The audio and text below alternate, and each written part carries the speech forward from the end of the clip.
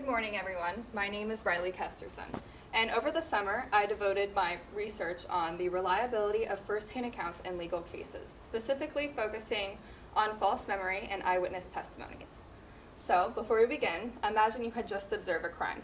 Let's test to see how easily you remember a certain instance. I'm going to read off 15 words, and after I read off these 15 words, you're going to write down everything that you remember. Then, after you do so, I'm going to read off that 15 words again and check them off once you see that you got them right. Ready? Bed, rest, awake, tired, dream, wake, snooze, blanket, doze, slumber, snore, nap, peace, yawn, drowsy. Pause and write down everything that you remember.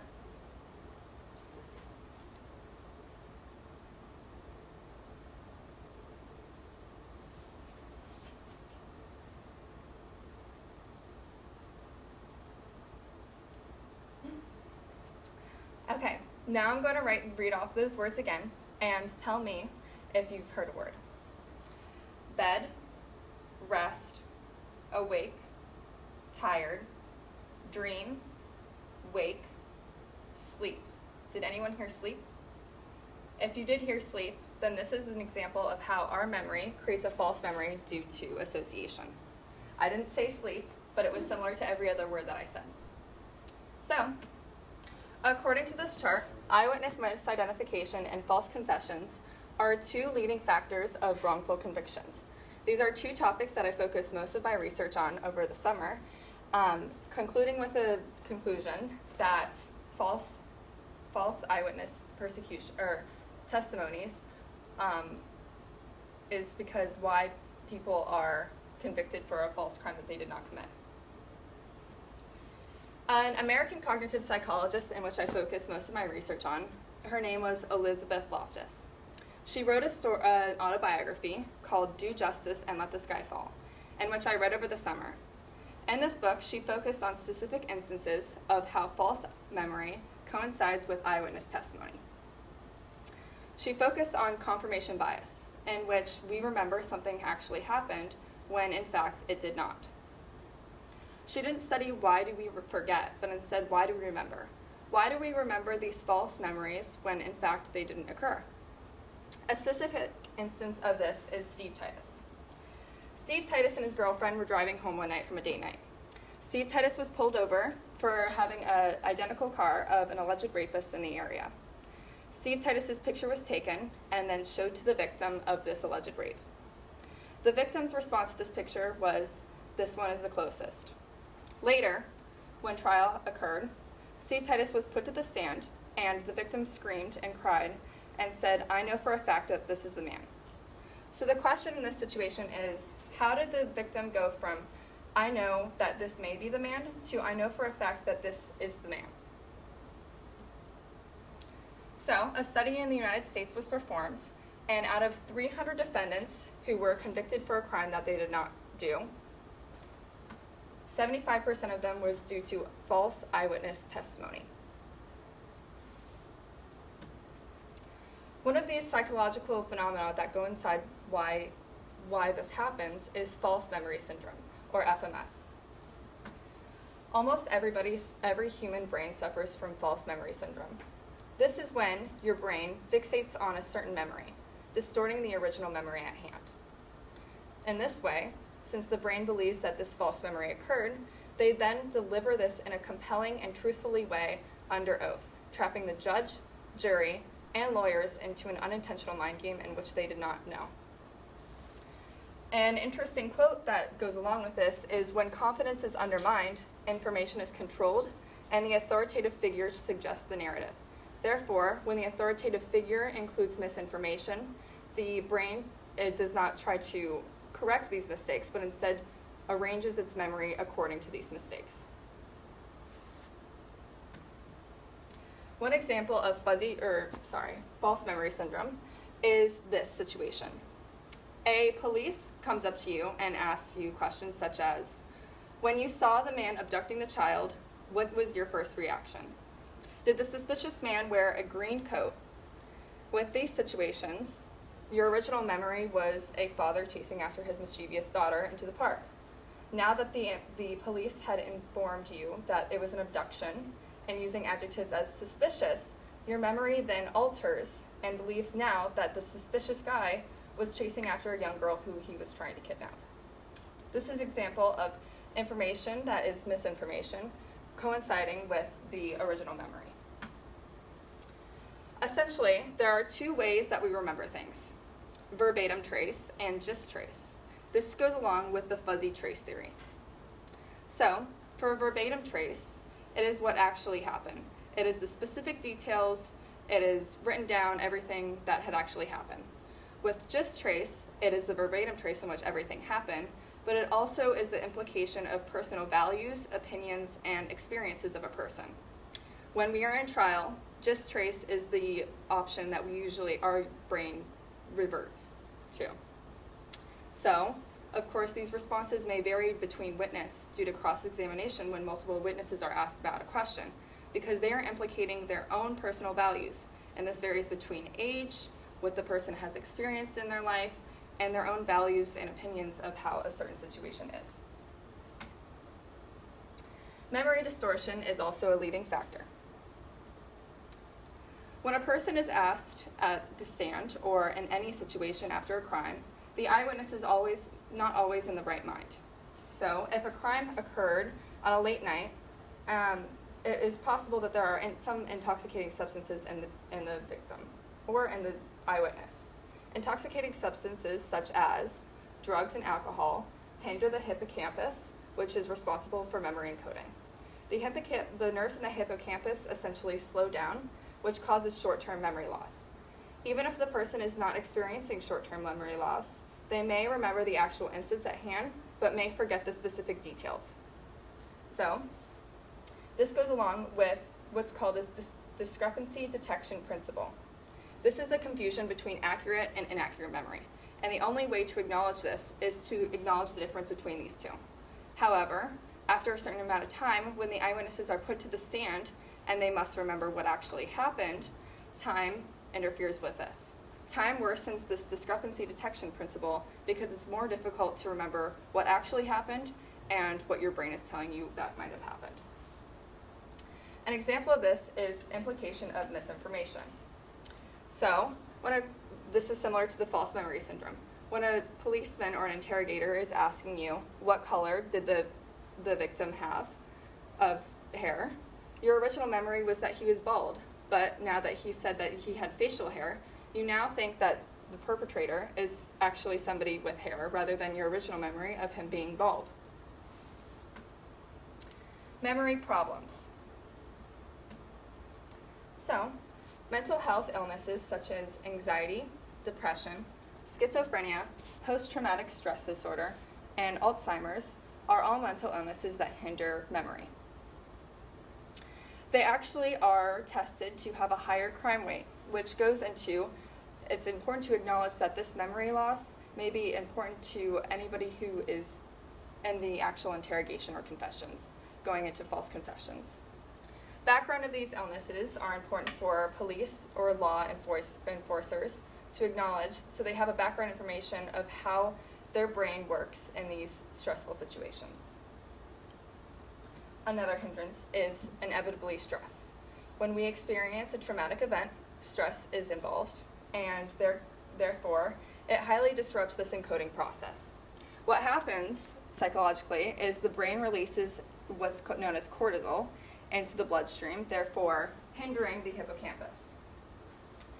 A term most studied in PTSD patients is performed by a professor of history and the human rights at the University of Michigan named Pamela Bollinger. She studied that with dissociative amnesia, when a person experiences a traumatic event similar to PTSD patients in the Vietnam War, say, their brain blocks out the actual situation so they can continue their life.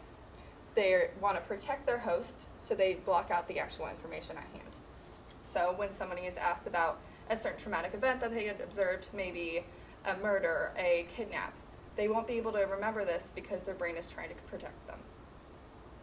Another phenomenon that is important for law enforcers to understand is the state-dependent learning.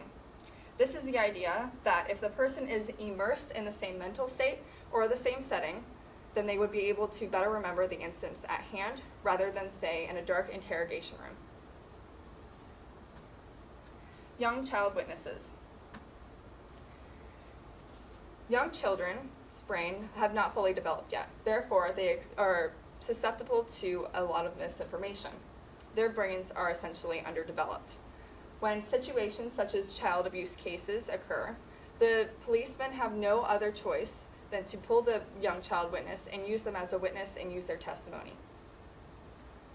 They're at the age of impressionable minds. An example of this would be an experiment performed in a preschool, known as the bunny rumor experiment. With this, there were 100 preschoolers. 50 of them were exposed to a rumor that a bunny rabbit was running around the classroom. The other 50 were the controlled group, in which they were not exposed to the information at all. Later that day, the experimenters asked the preschoolers who were not exposed to this rumor if they had heard a rumor. Their response was that they had seen a bunny rabbit running around the classroom with specific details of this bunny, such as it had white fur, it had a blue collar, and it was running across the desks underneath. The question is, how do these young children come up with such a detailed response when they only heard a rumor and they didn't actually see that? Another interesting fact is false confessions.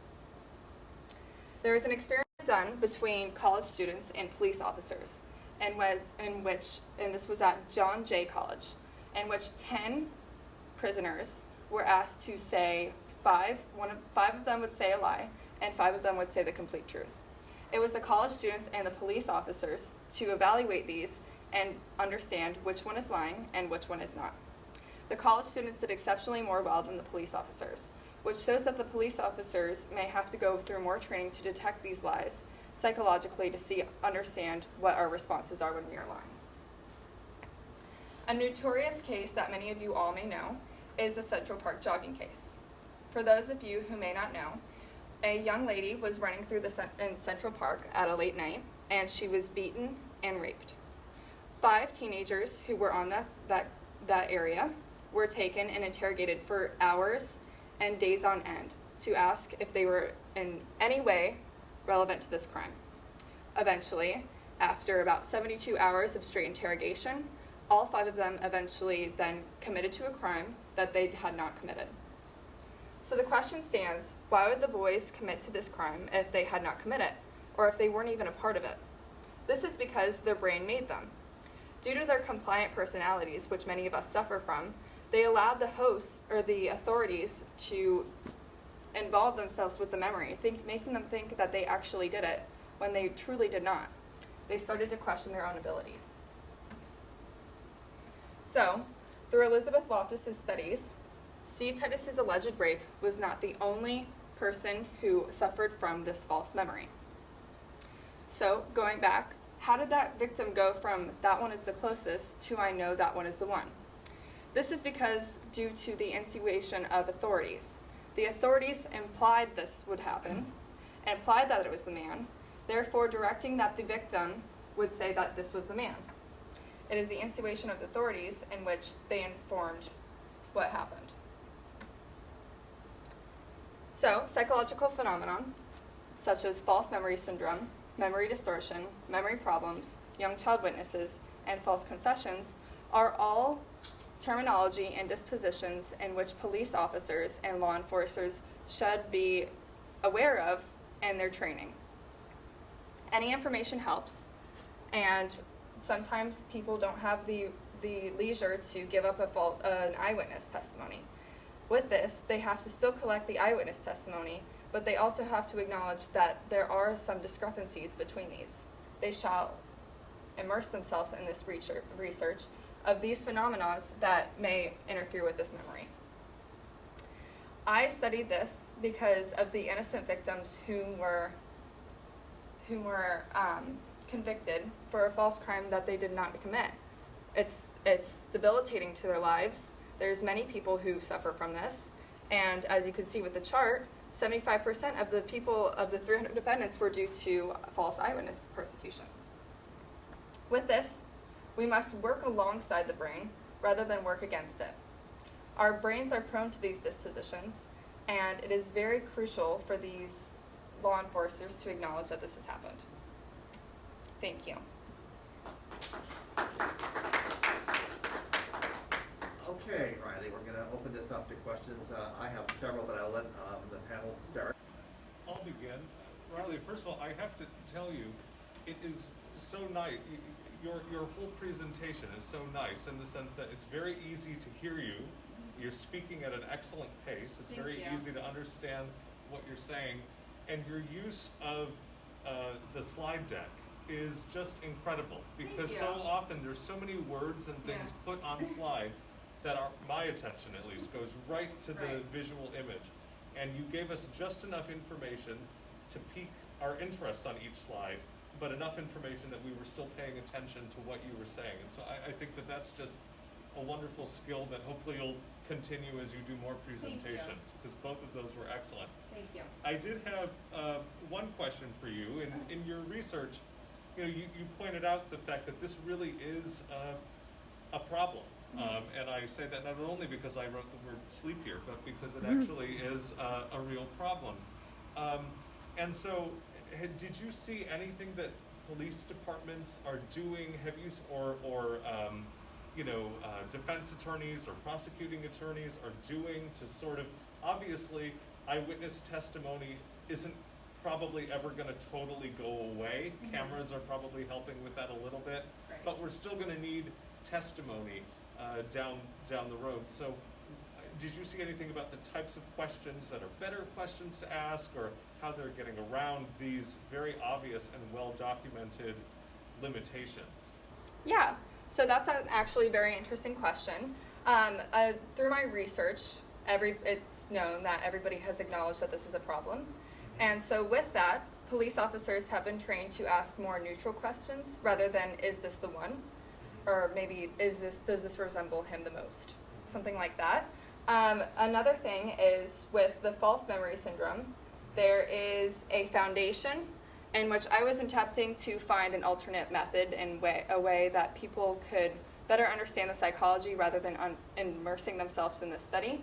So what happens is False Memory Syndrome Foundation knows this psychology, and what I was thinking is that they can immerse themselves in this interrogation process in which somebody will be kind of like observing the actual interrogation at hand to observe these psychological phenomena.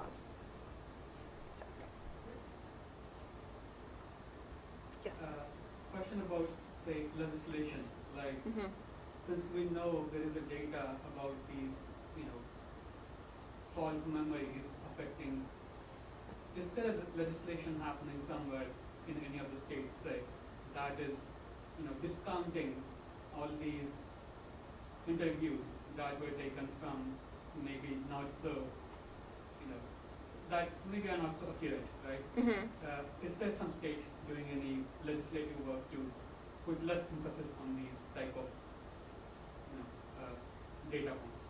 So are you saying, is there any way to prove that these... Like, is there like a change in the penal code based on the new research that we have done? Based on this research, I saw that there was research based on this project between the psychological and the criminological immersion. However, I don't think that there was any conclusions where that they would alter the legislation according to that. I don't think we've gotten there yet, but I think that we've gotten to a point where everyone has acknowledged that this is a problem. I hope that answers your question. Okay. I think related to that, I don't think it's probably as much as a legislative undertaking as one that has to do with jury instructions. Right. And I don't know, in your research, I worked for a trial judge. I clerked for a trial judge for 2 years. And I heard about that. A bunch of instructions that judges give to jurors in terms of how they should view certain evidence. And they give them lengthy instructions about bias and all these other kinds of things. Yeah. And I never heard them in any way take on the topic of false memory and all those kinds of things. And basically juries have the blanket ability to make credibility determinations in any way they want. They can choose to believe you, not believe you, for any reason they want. Right. And it cannot really be challenged on appeal. And so once they kind of buy, that's what kind of makes these situations so potentially dangerous, is that you could go up there, get your identification completely wrong, but if you do it in a compelling, believable way, the entire jury buys it. It was, you know, for years it was eyewitness testimony, it's the gold standard. Right. It was the absolute gold standard of evidence, and people can be completely wrong, and everybody buys it. And so, my long rambling diatribe. Did you see anything about jury instructions? Because to me, that is the way to at least get jurors thinking about that this compelling testimony could actually be subject to all kinds of undermining characteristics. Right. I think that's really interesting to not only acknowledge the detectives and the policemen in this situation, but to also acknowledge the jury. And so it is confusing because when people are saying this compelling, truthfully thing, it's under oath. So it kind of traps also the jury. So from that, I think that people should also endure that, but I did not know that they are told the specific instances like that of the biased information applying to the actual testimony. I can see that. And a quick, Very somewhat interesting. related question. With the advent of DNA evidence and the ubiquitous nature of video cameras, and video surveillance, is there a positive trend? Did you see anything in the research that showed less reliance on eyewitness testimony because it is more likely that there is some sort of, you know, either video captured evidence or physical DNA related evidence that's obviously far more reliable than the memories of witnesses?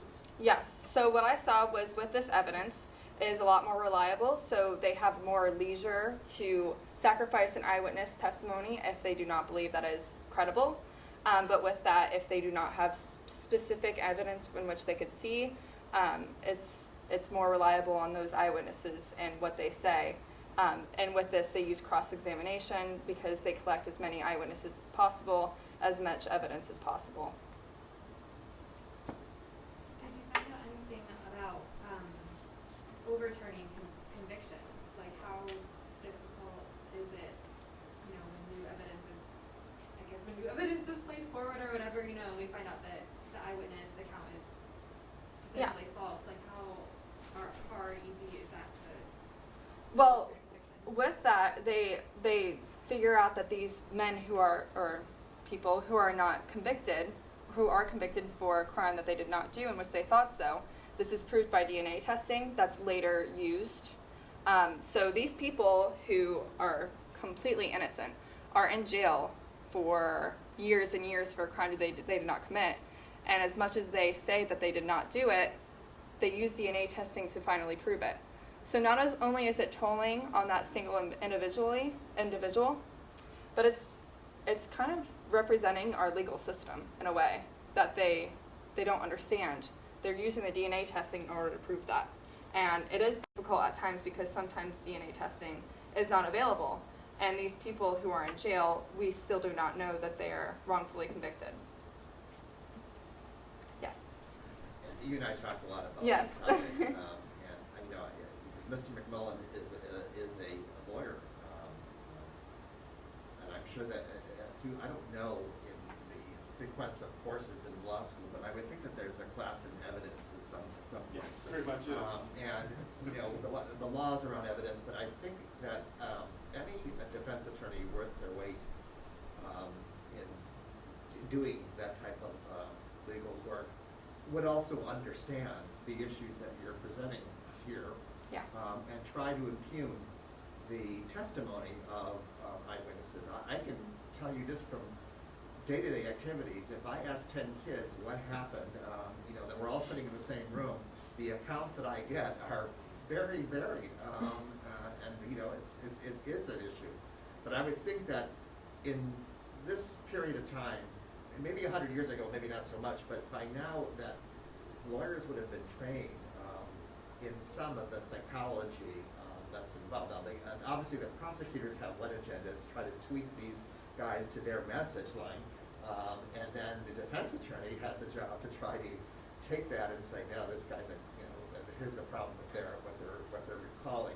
And did you see that that's what defense attorneys are doing now? That they're using this to say, well, we've got some issues here. Let's do a little experiment of your memory. Yes, I watch Law and Order Special Victims, and in their trial cases, they're always doing this, where they're impugning the witnesses. So I'm just curious, are they doing that? Yeah, so which I thought was actually interesting is background information. I interned over the summer at Collins Brown Barquette. It's a law firm, and I interviewed with one of the criminal lawyers over there. And I asked him about my project. I told him about my project, and he was actually telling me specific instances of these outside factors, and that through his schooling and everything, he immersed himself. He had to take a psychology class in which he immersed himself in all these terminologies and everything that's aware. But what I was saying is, what's interesting is these lawyers are immersed in this information. However, the original people who interview the false eyewitnesses, such as policemen and interrogators who are on the scene at the time, they don't undergo this type of psychology background, if that makes sense. Even detectives, because I think detectives go one step higher in terms of their training and their ability to ferret out truth and walk into a room and look for things. I think I even talked about that. Yeah. I think this is a topic that's, I know there's been a lot of things published about this. I don't think eyewitness testimony is ever going to go the way of the dodo bird. I think that's, it's still quite critical in a trial. Right, it's impossible to go away with that. The job of the defense attorney then is to try to figure out ways to try to impugn that testimony in some way that we can. Right. Any other questions? Yes. One question. Yeah. So we talk about all the science of this, psychology of this. There is this one other type of interrogation involving polygraph testing.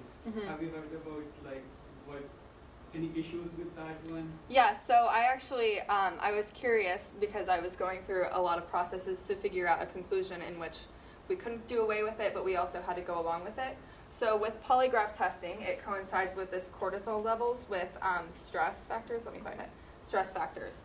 So polygraph factors or polygraph tests through the articles that I read are not reliable because they test the stress amount. And when people are recalling this memory, they automatically experience the stress when even thinking about the memory. So it's not always relying on if they're lying. It's relying on the stress that they're encountering when they're repeating what actually happened. But I think it was admissible for 25 years, and now it's not. It's not very reliable anymore.